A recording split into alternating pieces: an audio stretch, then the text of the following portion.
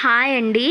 నేను లాస్ట్ వీడియోలో తిరుపతి నుంచి ఏలూరుకి వెళ్తున్నానని చెప్పాను కదా, అదే విజయవాడకి వెళ్తున్నానని చెప్పాను కదా.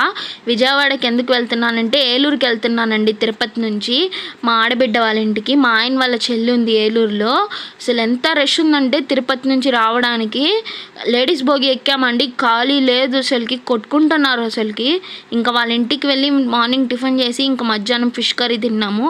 ఆ తర్వాత ఈవినింగ్ చల్లగా ఉందని మూవీకి వెళ్ళామండి. ఈ మూవీ ఎంతమంది చూసారో ఖచ్చితంగా కామెంట్ చేయండి. ఇంకా ఏలూరు నుంచి విజయవాడకు వచ్చి 1 అవర్ జర్నీ అండి. ఆ ట్రైన్ కూడా రష్ అంటే రష్ అండి, ఖాళీ లేదు. వాష్రూమ్స్ దగ్గర నిలుచుకున్నాం మేము. ఇంకా అసలు ఖాళీ లేదండి. ఇంకా పిల్లల్ని తీసుకెళ్తే చాలా ఇబ్బంది అయిపోతుందా ఉంది ట్రైన్స్లో అంతా. ఇంక ఇప్పుడే విజయవాడలో దిగామండి. విజయవాడలో వచ్చి ఇంకా బయటకు వచ్చి ఇంకా ఆటో ఎక్కాము.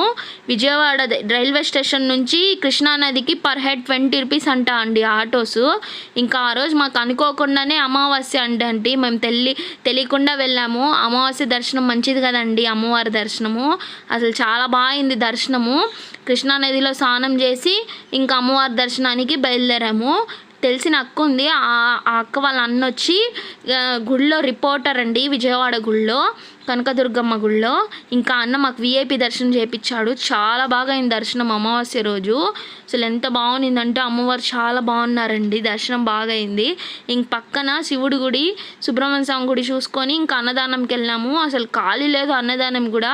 ఇంకా రష్ అంటే రష్ అండి. ఇంకా బయటకు వచ్చి లెఫ్ట్ సైడు ఇంకా 1 టౌన్ ఉంటుంది కదండి, 1 టౌన్లో ఎక్కడో హోటల్ ఉంటే మా ఆయన వాళ్ళు ఫుడ్ పార్సల్ తెచ్చేసారండి. 120 రూపీస్. ఇంకా 6 మంది ఉన్నాము, 3 తెచ్చుకున్నాము.